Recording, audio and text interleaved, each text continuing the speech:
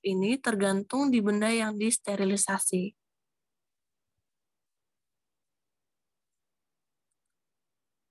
Prinsip kerja autoclave.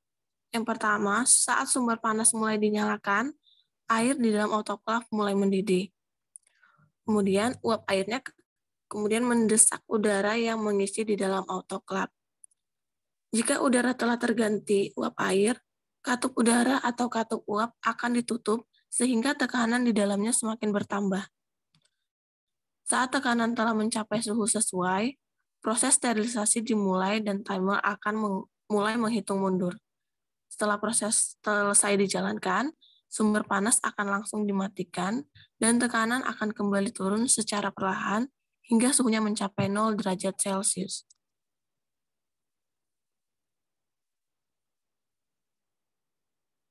Kemudian kita masuk ke antiseptik dan jenisnya.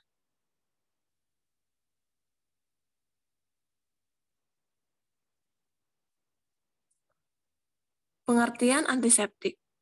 Antiseptik atau germisida adalah senyawa kimia yang digunakan untuk membunuh atau menghambat pertumbuhan mikroorganisme pada jaringan yang hidup seperti pada permukaan kulit dan membran mukosa.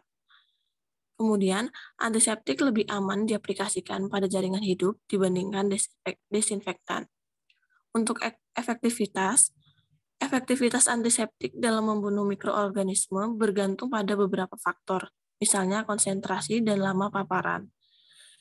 Kemudian, pada konsentrasi rendah, beberapa antiseptik menghambat fungsi biokimia membran bakteri, tetapi tidak membunuh bakteri tersebut. Pada konsentrasi tinggi, komponen antiseptik akan berpenetrasi ke dalam sel dan mengganggu fungsi normal seluler secara luas, termasuk menghambat biosintesis makromelul dan presipitasi protein intraseluler dan nukleat. Lama paparan antiseptik dengan banyaknya kerusakan pada sel mikroorganisme berbanding lurus.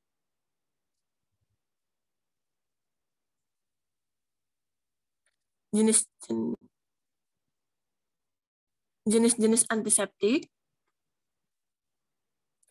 itu ada hidrogen peroksida.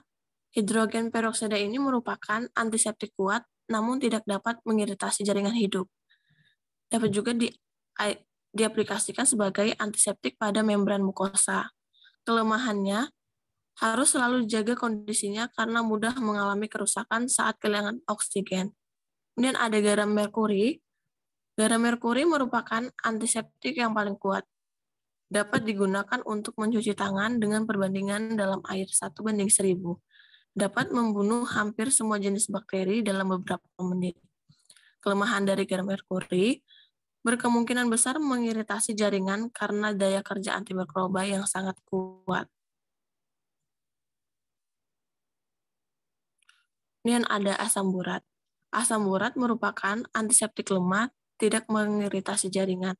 Dapat digunakan secara optimum saat dilarutkan dalam air dengan perbandingan 1:20. Kemudian ada triklosan.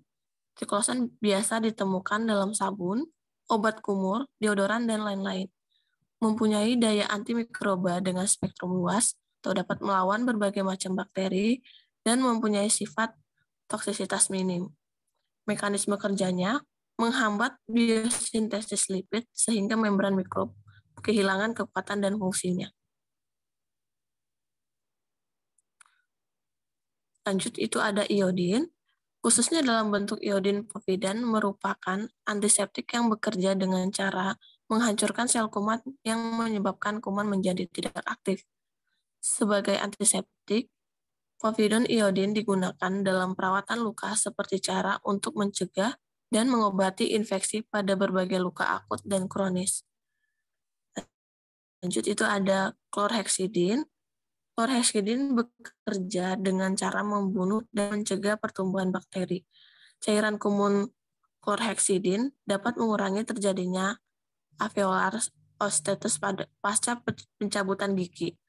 Chlorhexidin sebagai cairan kumur dapat digunakan dalam bentuk spray atau gel untuk infeksi sekunder pada ulcer mukosa dan untuk mencegah gingivitis sebagai tambahan untuk pemeliharaan kesehatan mulut. Kemudian kita masuk ke desinfektan dan jenisnya. Pengertian dari desinfektan adalah bahan kimia yang digunakan untuk mencegah terjadinya infeksi atau pencemaran oleh jasa teknik atau obat untuk membasmi kuman penyakit. Desinfektan tidak memiliki daya penetrasi sehingga tidak mampu membunuh mikroorganisme yang terdapat di dalam celah atau cemar mineral. Desinfektan tidak dapat membunuh spora bakteri, sehingga dibutuhkan metode lain seperti sterilisasi dengan autoklav. Kemudian, efektivitas desinfektan itu dipengaruhi oleh beberapa faktor, yaitu lama paparan, suhu, konsentrasi desinfektan, pH, dan ada tidaknya bahan pengganggu. Untuk jenis-jenis desinfektan akan dilanjutkan oleh Kak Sarah Permata. Selanjutnya, jenis-jenis desinfektan. Yang pertama, ada klorin. Klorin itu adalah senyawa yang digunakan dalam klorin itu adalah asam hipoklorit. Mekanisme kerjanya sendiri adalah dengan cara menghambat oksidasi glukosa dalam sel mikroorganisme dengan cara menghambat enzim-enzim yang terlibat dalam metabolisme karbohidrat.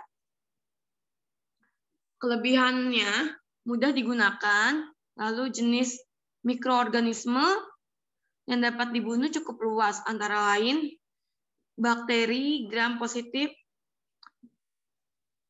dan bakteri gram negatif. Kelemahannya dapat menyebabkan korosi pada pH rendah atau suasana asam. Biasanya klorin sendiri digunakan untuk membersihkan atau menjernihkan air di kolam renang. Lanjut ada iodin. Iodin tadi ada di antiseptik, terus di sini juga ada di disinfektan. Senyawa yang digunakan dalam iodin sebagai disinfektan adalah iodofor. Iodin sendiri merupakan disinfektan yang efektif untuk proses desinfeksi air dalam skala kecil. Kelebihannya, sifatnya stabil, memiliki waktu simpan yang lama, aktif mematikan semua sel bakteri, kecuali spora, non-korosif, dan mudah terdispersi. Kekurangannya sendiri itu aktivitasnya tergolong lambat pada pH 7 atau netral, dan lebih mahal. Lanjut untuk alkohol yang biasa kita temukan sehari-hari. Biasanya banyak dipakai untuk peralatan medis. Umumnya, alkohol yang digunakan itu jenis etil alkohol dan isopropil alkohol dengan konsentrasi 60-90%. Sifatnya sendiri tidak bersifat korosif terhadap logam, cepat menguap, dan dapat merusak bahan yang terbuat dari karet dan plastik. Lalu ada amonium kuartener. Umumnya yang digunakan adalah setil trimetil amonium bromid atau CTAB atau lauryl dimetil benzil klorida. Dapat digunakan untuk mematikan bakteri gram positif. Sifatnya sendiri itu stabil, tidak korosif, memiliki umur simpan yang panjang, mudah terdispersi, dan menghilangkan bau tidak sedap. Lanjut, Ra.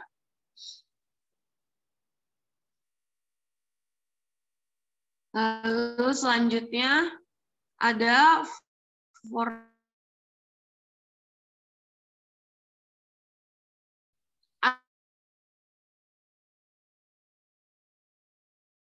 sebagai bersifat karsinogenik pada konsentrasi metal, dapat menyebabkan iritasi pada mata, kulit, dan pernapasan, serta memiliki daya inaktivasi mikrob dengan spektrum luas.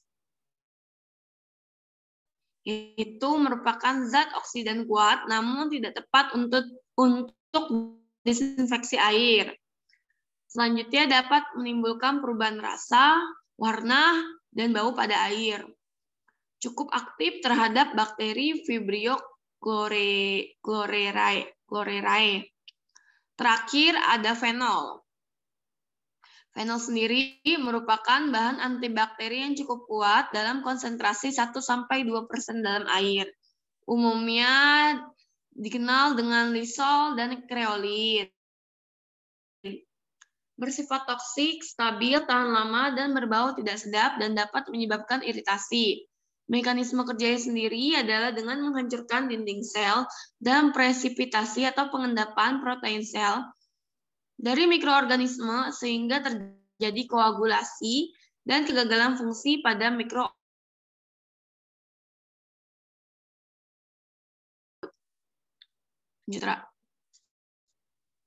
sterilisasi adalah gambar dari contoh-contoh disinfektannya. Yang pertama, ada disinfektan biasa, lalu ada formalin, lalu ada alkohol 70% yang biasa untuk membersihkan luka, lalu ada povidone iodin, ada PK yang biasa kita gunakan untuk mandi kalau kita kena cacar atau tampek, lalu ada klorin, terakhir ada fenol. Lanjut, Ra. Selanjutnya, peran sterilisasi dalam dunia mikrobiologi. Apa aja sih peran sterilisasi dalam mikrobiologi? Yang pertama, untuk mencegah pencemaran organisme luar. Lalu yang kedua, untuk mempertahankan keadaan aseptis. Dan terakhir, menjamin keamanan terhadap pencemaran oleh mikroorganisme. Di dalam pengamatan tentang mikrobiologi atau sterilisasi merupakan bagian yang sangat penting atau merupakan suatu keharusan baik pada alat maupun pada media.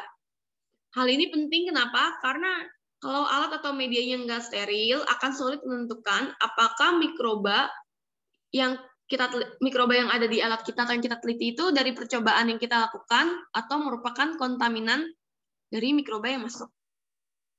Sekian presentasi dari kelompok 1. Mohon maaf bila ada kekurangan. Apakah ada yang ingin bertanya? Terima kasih.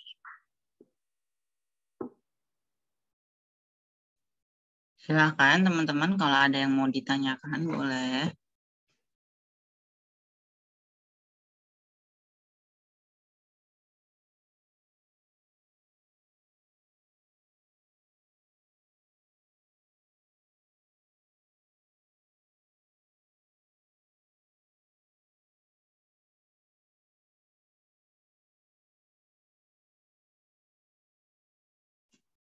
Silakan teman-teman.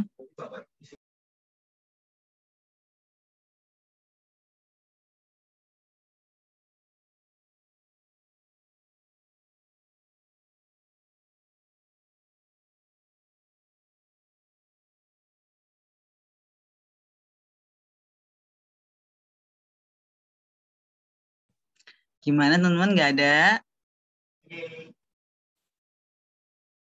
Ada pertanyaan kah? Silakan kalau ada.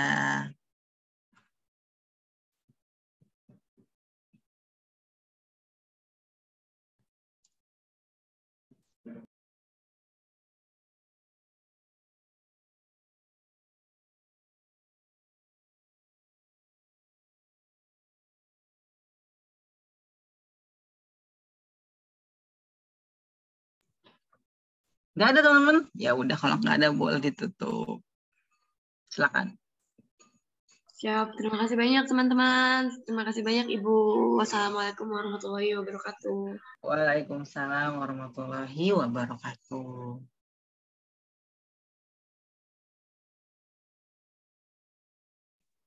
Oke, tadi kata Farizan, kalau waktunya lagi, penggabung PPT-nya jadi nggak kita presentasiin hari ini. Ya udah, nggak apa-apa. Ya.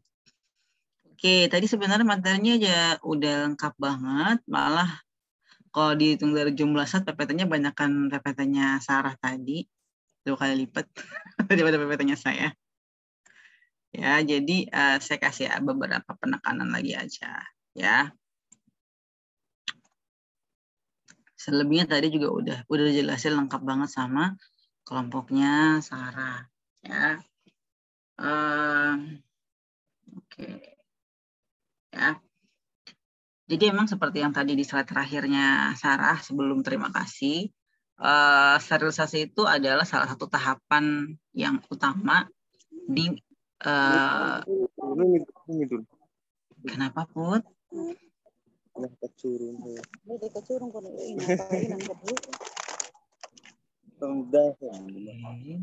Sebentar.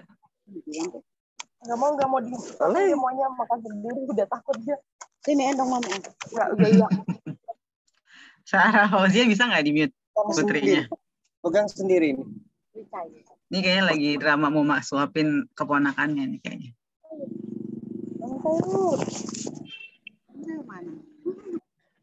Sarah Fauzia ada nggak? Soalnya kalau dia. Oke, udah, thank you. Saya memang tadi terlupa kan. Oh ya, sterilisasi itu adalah sebuah proses ya yang penting sebenarnya di bidang kajian mikrobiologi. Kenapa? Karena kalau kita mau kerja sama bakteri, ya kan bakteri itu aja kan dispersif ya, maksudnya dia ada di mana aja. Kemudian apalagi kalau spora jamur ya, itu sangat mudah sekali terbang kayak gitu. Jadi kalau gimana kita mau melakukan penelitian misalnya atau melakukan eksperimen kayak gitu. Sebentar teman-teman ya.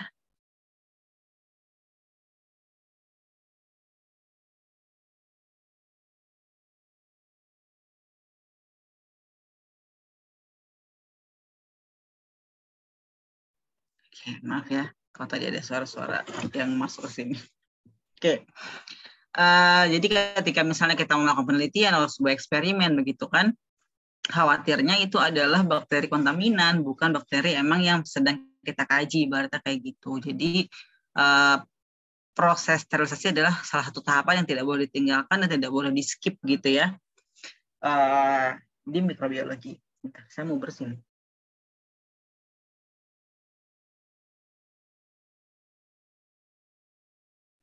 Oke, kenapa saya tiba-tiba mau bersin? Ya. Mana dia? Oke.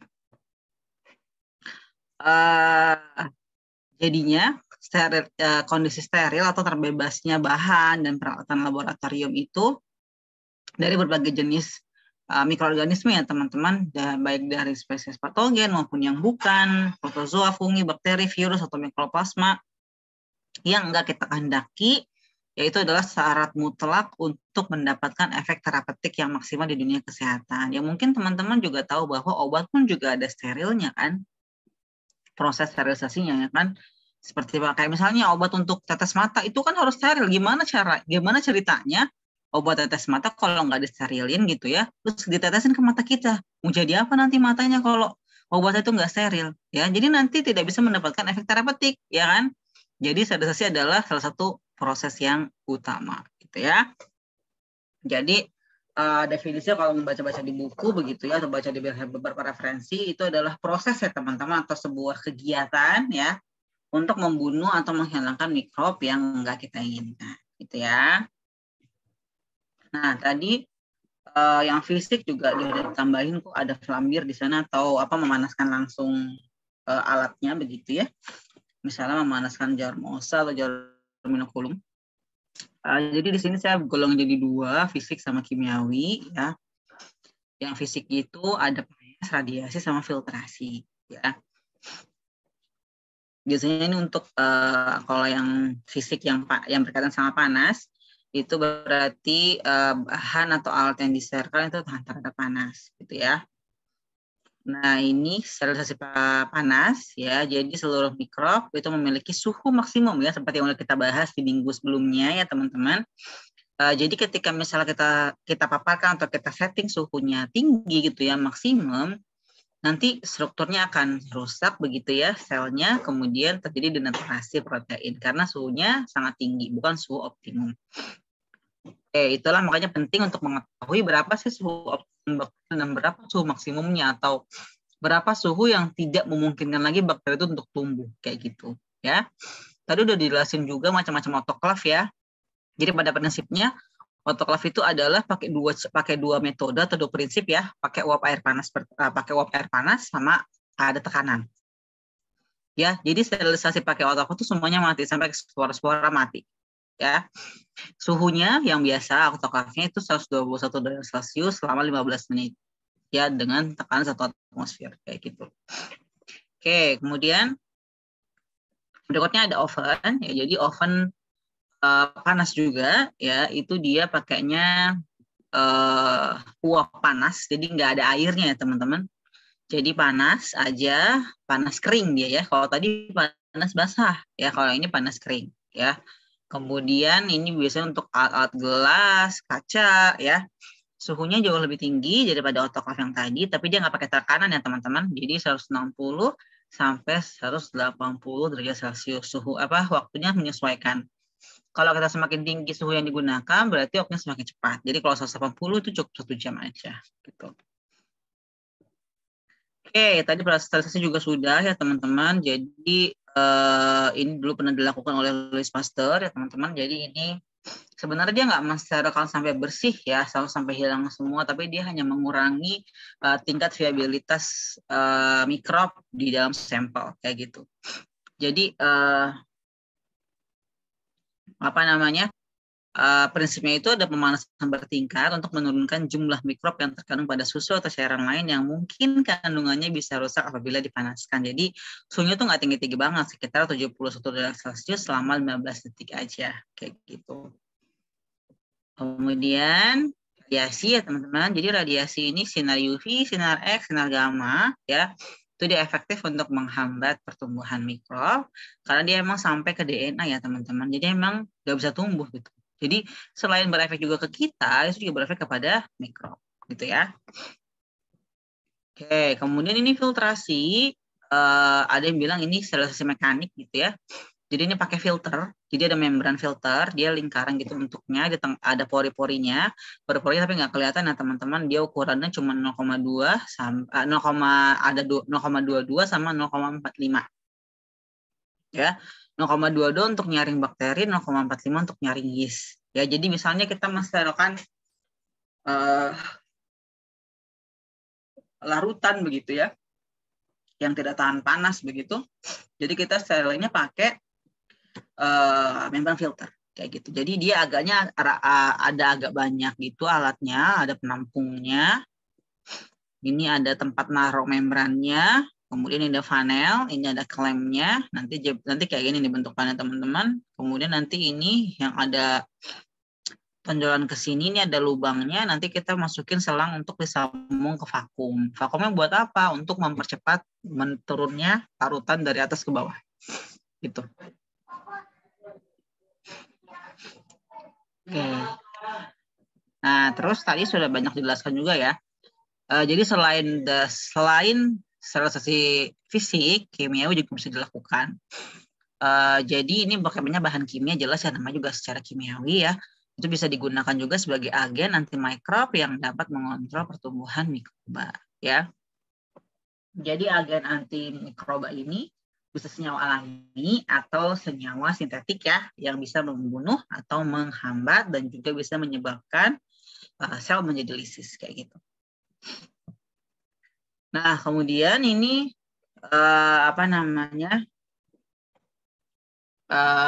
dibagi atau digolongkan berdasarkan berdasarkan target aplikasinya. Jadi misalnya ini mau dipakai di mana nih, di jaringan tubuh atau di benda mati, ibaratnya kayak gitu. Nah, yang pertama ada desinfektan ya, tadi juga udah jelasin panjang lebar beserta dengan contoh-contohnya teman-teman. Jadi kalau desinfektan itu digunakan untuk membunuh mikrob ya, tapi masih bisa memungkinkan endospora untuk tumbuh ya. Jadi ini untuk aplikasinya di permukaan benda ya, meja, lantai gitu ya. Contohnya deterjen, fenol, alkohol ya. Kenapa itu tipu ya? Kemudian apa lagi ya? Wipol gitu ya. Ya pokoknya yang digunakan untuk ke benda mati kayak gitu. Kemudian ada juga logam berat juga bisa teman-teman. Jadi contohnya adalah sublimat ya, kemudian ada zat pewarna, Lugol ya. Itu dia untuk mematikan bakteri ya. Jadi dia menghambat pertumbuhan bakteri. Kemudian ada klor, yaitu biasanya digunakan untuk sterilisasi produk air minum. Kemudian ada fenol, jelas ya teman-teman. Kemudian ada formaldehid, ada etilen oksida. Kalau nggak salah etilen oksida ini yang paling efektif buat semuanya. Bisa jamur, virus, tapi ya kalau kena tangan juga jadi takutnya nanti kenapa-kenapa gitu. Jadi pakainya ini buat di alat dan pokoknya benda mati kayak gitu. Kemudian formaldehid itu formalin ya teman-teman. Kemudian antiseptik, nah bedanya sama desinfektan, antiseptik itu dia digunakan di jaringan hidup. Ya jadi kita nggak mungkin kan mandi pakai Wipol atau mandi pakai deterjen misalnya kayak gitu kan nggak mungkin ya. Ya kita pakainya mandi pakai sabun kayak gitu ya. Kayaknya udah deh. Udah teman-teman. Materinya nggak terlalu banyak emang sterilisasi. Mungkin materi sedikit dibanding di antara sama materi kita setelah UTS ini gitu. Silakan teman-teman kalau ada yang mau tanya boleh.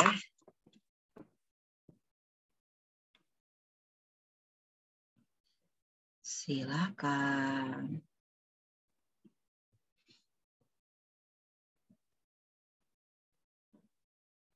Bu, kita nanti ada praktek mikrobiologi gak sih, Bu? Kan saya lihat di IG story teman-teman kayaknya ada yang praktek mikrobiologi tuh ya, Bu ya? Kayak D3 ya, Bu? Iya, itu D3. Kalau S1 tuh semester besok. Cuman saya nggak tahu ya apakah nah kita nggak tahu apakah nanti tetap offline atau online kayak gitu. Karena katanya kasus naik lagi ya. Iya. Ya kan? Tapi emang di luar tuh orang udah pada nggak pakai masker ya. Karena ini kali ya, Bu ya, yang sebelumnya kebijakan kalau di luar nggak pakai masker, jadi langsung pada buka. Ya, tapi kan itu di ruangan terbuka gitu. Kemarin saya pergi ke Sudin Dukcapil kan, itu orang ada loh yang nggak pakai masker. Maksudnya, berat ya banyak juga di jalanan jadi tambah banyak juga orang nggak pakai masker gitu. Ya walaupun saya tetap pakai sih, gitu. Ya semoga aja nggak tambah naik ya teman-teman. Akhirnya ada varian baru loh. Kalau ada varian baru terus naik, ya udah bye-bye kita nggak bisa offline lagi. Tapi secara kebijakan pemerintah juga masih ini ya, Bu. Maksudnya yang anehnya konser udah boleh. Sedangkan kayak nikah-nikah makan nggak bisa. Saya kemarin nyari gedung susah banget karena nggak bisa prasmanan, harus nasi box. Sedangkan yang saya bingung konser-konser yang banyak orangnya udah boleh. Pendidikan juga kan istilahnya belum full semua masuk kan, Bu. Jadi kayak bingung. Ya gitulah pemerintah.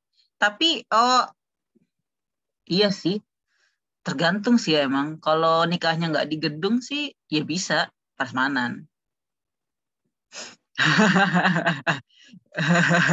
Kenapa Sarah mau nikah ya? Iya pusing, Bu, nggak ada yang bisa prasmanan, bisa nasi box. Kalau prasmanan harus hotel, hotel juga tamunya sedikit kan, maunya undang banyak biar amplop banyak, Bu. Oh. Kalau nggak di resto aja Sarah. Kok kita jadi konsultasi nikah ya? Di resto aja, di resto. Di resto coba bisa. Berarti kalau perkuliahan belum tahu offline-nya kan ya, Bu? Sebenarnya kemarin itu udah ada wacana kalau ya semester besok ya pasti full lah, baik teori maupun praktek pasti offline. Karena kan sekarang kita udah offline nih praktek, ya kan? Semester besok sih udah ada sounding kalau bakalan full kayak gitu, bakalan baik teori offline maupun praktek kayak gitu. Cuman ya kita nggak tahu kan, kita juga sambil lihat ya. Sekarang kan memang PPKM level 1 ya teman-teman, tapi kasus naik lagi. Terus varian baru ada lagi ya kan. Ya saya sih berharapnya ya kalau saya kan kita nggak tahu ya di luar sana tuh seperti apa, maksudnya melihat COVID ini begitu kan. Misalnya saat orang nggak pakai masker aja, itu sebenarnya saya juga penasaran kenapa sih nggak mau pakai masker kayak gitu, ya kan? Kenapa kita nggak sama-sama jaga diri aja gitu kan, untuk ngejaga kurvanya tetap landai gitu, dan ternyata naik lagi kan 600 kan teman-teman. Aduh, padahal baru jalan 2 minggu ya. Kalian juga udah mulai praktek kan? Kemarin waktu itu saya tegur, enggak kalau itu saya. Enggak lah, Bu. Oh, enggak. Gitu. Tahun lalu sih praktek mikro itu nggak di offline kan, online tetap. Kan satu dan lain hal, Ya saya nggak tahu nih, saya nggak bisa menjanjikan juga ke teman-teman apakah nanti semester besok kita pasti offline gitu ya. Saya belum bisa menjanjikan itu kayak gitu karena kan emang tahun lalu tuh masih PPKM level berapa ya? Cuma 30% malah kalau nggak salah yang boleh masuk lab itu. Jadi kebijakannya akhirnya mikro enggak offline, tetap online kayak gitu. Ya, saya nggak tahu nanti nih ke semester besok seperti apa. Ya, saya sih maunya offline ya teman-teman. Gitu. Ya yang D3 udah offline 2 minggu ini. Kalian juga udah offline kan? Cuma praktek mikro ya di semester 3. Gitu. Gimana teman-teman? Ada yang mau tanya lagi? Kenapa pengen ya Sarah? Penasaran Bu sama yang sterilisasi itu. Di IG story anak D3. Kayaknya seru. Iya sih ya, mereka emang excited gitu ya. Ya walaupun ya namanya juga mahasiswa kan baru nge-lab lagi, nggak pernah pegang alat yang di lab mikro kan, ya belum dibuka lagi absen. Jadi ya ya ada lucunya, ada ngeselinnya, buat saya ya, buat saya.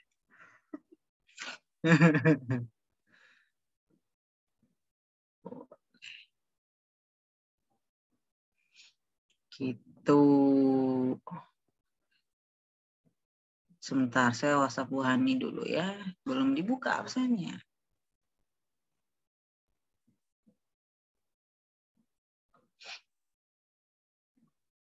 Seru sih, kemarin-kemarin tuh kita biasanya nggak pernah berhasil sterilisasinya. Karena bocor. Tapi kemarin saya praktek hari Kamis itu, alhamdulillah berhasil. Untuk pertama kalinya. Gitu, karena kan otak kita masih manual ya teman-teman di lab itu. Manual tuh artinya nutupnya manual, nunggu sterilnya manual ya, sampai ngeluarin uapnya manual gitu. Jadi kayak benar-benar kayak panci presto gitu. Tapi bisa digunakan kok gitu. Silakan teman-teman kalau ada yang mau ditanyakan. Siapa ya? Aduh, lama nih. Ada yang tidak hadir kah? Input kehadiran. Ya Allah, banyak banget absen belum dibuka.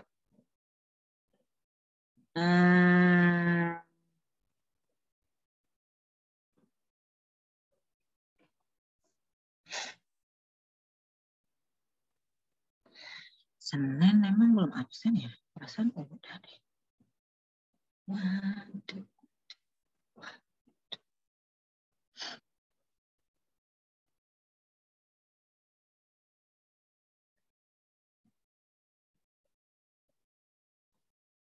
Pusing sih. Ya ini belum dibuka. Pas ini biasanya hadir semua kan 19.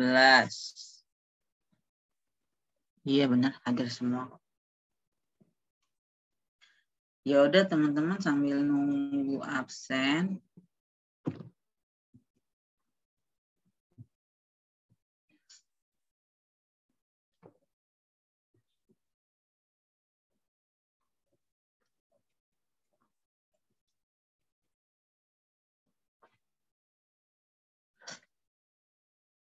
Nggak apa-apa, kita sudahi saja, nggak apa-apa. Nanti saya absen ya teman-teman, semuanya hadir. Jadi pekan depan 2 ya, Farizan, please. Jangan ketinggalan lagi PPT-nya. Ya harusnya sih semua anggota punya PPT ya teman-teman.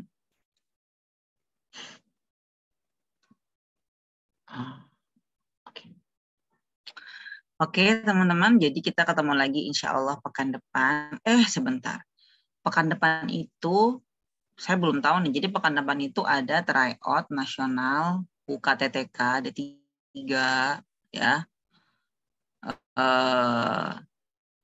Cuma saya belum tahu apakah saya jadi kan UKTTK itu ada 4 kloter. Jadi Sabtu pagi, Sabtu siang, Minggu pagi, Minggu siang. Kalau saya kena di Sabtu pagi, berarti kita libur ya. Kalau saya kena Sabtu siang, saya lihat juga dulu lokasinya di mana. Ya, saya sih maunya di Kiva aja. Ngawasnya di Kiva aja biar dekat. Ya, tapi makanya saya nggak tahu. Kalau ini saya inform lagi ya teman-teman. Kalau saya ngawasnya di Sabtu pagi, ya berarti kita nggak kuliah ya. Gitu ya. Kalau saya ngawasnya di Sabtu siang, kita bisa kuliah lah, minimal presentasi aja gitu. Ya semoga aja saya tidak dilempar yang jauh-jauh teman-teman ya, atau ke Depok atau di mana gitu ya. Iya, tahun kemarin sih saya kan jadi baru tahun ini ada tryout nasional ya, biasanya nggak ada.